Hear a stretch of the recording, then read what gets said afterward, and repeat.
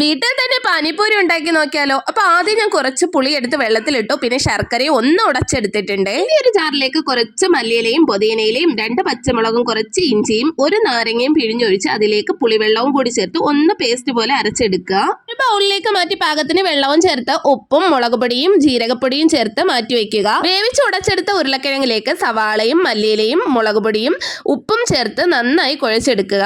ഇനി ഒരു പാനിലേക്ക് കുറച്ച് പുളിവെള്ളവും അതിലേക്ക് ഈത്തപ്പഴവും ശർക്കരയും ഉപ്പും മുളക് പൊടിയും ചേർത്ത് നന്നായി അതിനെ കുക്ക് ചെയ്തെടുക്കണേ. ഇത് തണുത്ത ശേഷം മിക്സിയുടെ ജാറിലിട്ട് ഒന്ന് അടിച്ചെടുത്ത് വേറൊരു ബൗളിലേക്ക് മാറ്റി വെക്കണേ. പാനിപ്പൂരി ഉണ്ടാക്കാൻ വേണ്ടിയിട്ട് ഞാൻ ഇത് വാങ്ങിച്ചിട്ടായിരുന്നു ഉണ്ടായിരുന്നത്. അതിനെ ഞാൻ ദേ പൊട്ടിച്ചെടുക്കുകയാണ് കേട്ടോ. ഇനിയും എൻ്റെ ചാനൽ സബ്സ്ക്രൈബ് ചെയ്യാതെ കാണുന്നവരാണെങ്കിൽ ഒന്ന് സബ്സ്ക്രൈബ് ചെയ്തിട്ട് കാണണേ.